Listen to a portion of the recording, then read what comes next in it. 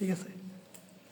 আলহামদুলিল্লাহ, আমাদের একটা বিষয় খেয়াল রাখা উচিত যে আল্লাহ রাব্বুল আলামিন আমাদেরকে বড় মহব্বত করে, বড় ভালোবেসে, বড় দয়া করে, বড় মায়া করে আল্লাহ রাব্বুল আলামিন আমাদের দোয়া কবুল করেছেন এবং আমাদেরকে দীর্ঘ একটা রমজান পুরা এক মাস সিয়াম সাধনার জন্য আল্লাহ তাআলা নেক হায়াত দিয়েছেন।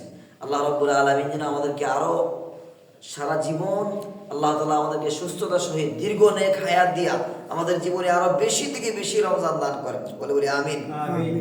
তবে একটা বিষয়, রমজান তো আজকে এই মুহূর্তে এখন চাইলে কেউ আমরা তারাবির নামাজ পড়তে পারবো না।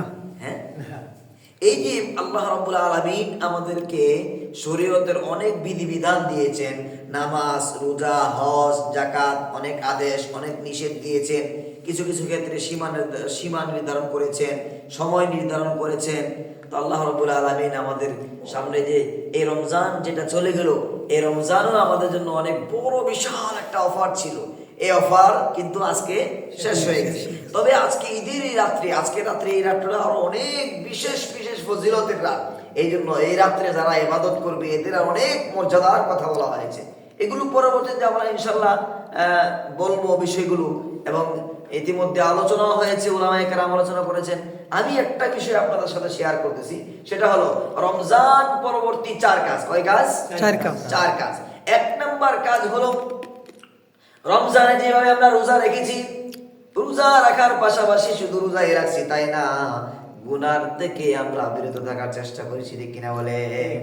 রোজা রাখার পাশাপাশি রোজাদার যদি গুনার সাথে লিপ্ত হয় তাহলে এই রোজার কোনো মূল্য আল্লাহর কাছে নাই। এই জন্য রোজার পাশাপাশি আমরা অনেক ধরনের গুনাহের কাজ, ঝগড়া ফাসাদ থেকে বিরত থাকার চেষ্টা করেছি। এই জন্য 1 মাসের এই ট্রেনিং এর পাশাপাশি এখন যদি আমরা রোজা রাখতে পারি না, রোজা রাখার ওই ফরজ বিধান এখন থেকে আর নাই, নফল অথবা অন্য কোনো রোজা রাখা যাবে। কিন্তু রোজা রাখার পরে, রমজানের পরে এই 1 নাম্বার কাজ কি আমাদের? 1 নাম্বার কাজ হলো আমাদের যে গুনাহমুক্ত থাকা।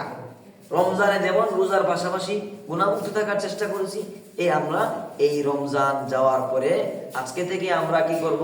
নিয়ত করব যে গুনাহমুক্ত থাকতে পারি কিনা। আল্লাহ আমাদেরকে তৌফিক দান করুন, বলেন আমিন। 2 নাম্বার কাজ হলো যে রমজানে আমরা যেভাবে কোরআনুল কারীমকে তেলাওয়াত করছি, কোরআন শুনছি, কোরআনের সাথে থাকার চেষ্টা করছি, হাফেজে কোরআনদের পাশে ছিলাম, কোরআনুল কারীম তেলাওয়াত করার মেহনত করেছি, একটা জজবা, একটা স্পৃহা, একটা চেষ্টা ছিল। তো এইভাবে রমজান চলে যাওয়ার পরে আমাদের কাছ থেকে যদি কোরআন তেলাওয়াত বিদায় নিয়ে যায়, হাফেজে কোরআন হাফেজ সাহেবরাও বিদায় নিয়েছে, উলামায়ে কেরাম কাছ থেকে আমরা বিদায় নিলাম, তাহলে কিন্তু আমাদের জীবন পরিবর্তন হবে না। এই 1 মাসের ট্রেনিংটাকে, এই মিশনটাকে, এই চেষ্টাটাকে অল্প অল্প করে হলেও যদি আমি সারাদিনে 1 পৃষ্ঠা, 2 পৃষ্ঠা, আধা পৃষ্ঠা, 1-2 লাইনও যদি প্রতিদিন নিয়মিত অল্প করেও পড়তে পারি, তাহলে সেটা হবে আমাদের জন্য অনেক বড় উপকারী এবং আমার জীবনের পরিবর্তনের জন্য বড় একটা মাধ্যম। এই জন্য কোরআন থেকে দূরে না সরে যাওয়া, কোরআনের সাথী হয়ে মরা। কোরআন তো আল্লাহর এমন কালাম, এ কোরআন এমন এক বন্ধু, দুনিয়ার বন্ধু ধোঁকা দিতে পারে, কোরআন কোনদিন ধোঁকা দিতে পারে না, ধোঁকা দেয় না। আল কোরআন শাফিউন ওয়া মুশাফফিউন লি আসহাবি, কোরআন তার বন্ধুকে সুপারিশ করে জান্নাত পর্যন্ত পৌঁছায় দেয়। সুবহানাল্লাহ। এইজন্য 1 নাম্বার কাজ কি বলছিলাম? গুনাহমুক্ত থাকা। 2 নাম্বার কাজ কি বলছিলাম? কোরআন তেলাওয়াত যেটা আমরা রমজানে শিখছি, করছি, চেষ্টা করছি, এটা ধরে রাখার চেষ্টা করা, অব্যাহত রাখা, এই চেষ্টা, এই মেহনত।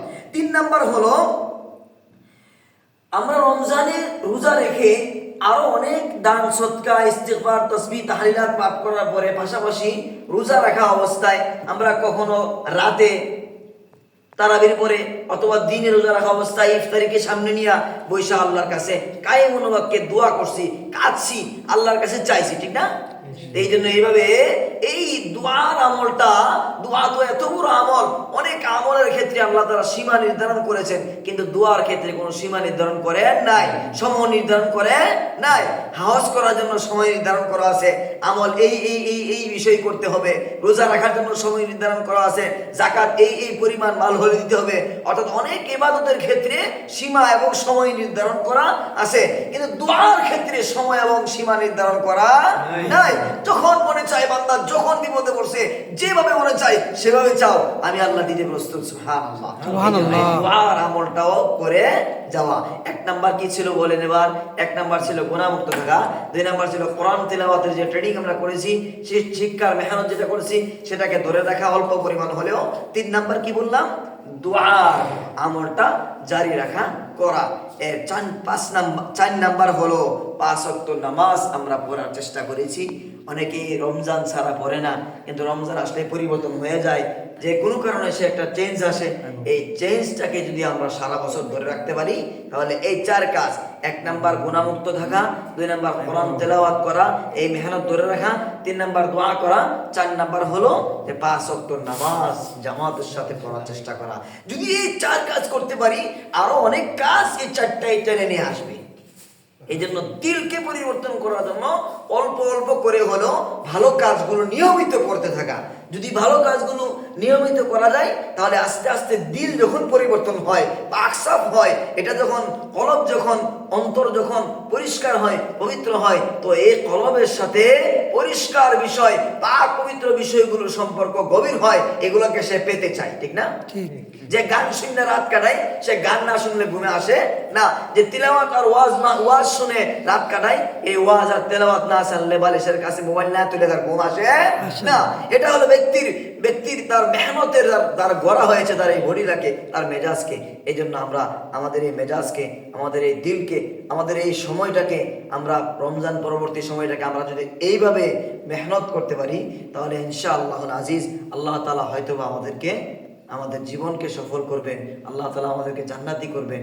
এই জন্য আল্লাহ পাকের কাছে আমাদের সকলের বেশি থেকে বেশি চেষ্টা করে যাওয়া। যে কথাগুলো শুনলাম, যে কথাগুলো বললাম, এগুলোর উপর আমাকে এবং আমাদের সবাইকে আল্লাহ রাব্বুল আলামিন বিশেষ করে বেশি বেশি এই 4 কাজ, এর সাথে আরো বেশি যত আমরা নেকের কাজ আছে সকল কাজের সাথে আমরা জড়িত থাকার চেষ্টা করব, থাকার তৌফিক আল্লাহ তাআলা দান করেন। এবং এই দিন শিখার জন্য উলামায়ে কেরামের সোহবতে বেশি থেকে বেশি লেগে থাকার তৌফিক আল্লাহ তাআলা আমাদেরকে দান করেন। ঈদ মুবারক, সকলের জন্য ঈদের শুভেচ্ছা। আল্লাহ রাব্বুল আলামিন আমাদের সবাইকে কবুল করুন, আমিন। আসসালামু আলাইকুম ওয়া রাহমাতুল্লাহি ওয়া বারাকাতুহু। ওয়া আলাইকুম আসসালাম ওয়া রাহমাতুল্লাহ। শেষ করে দেব।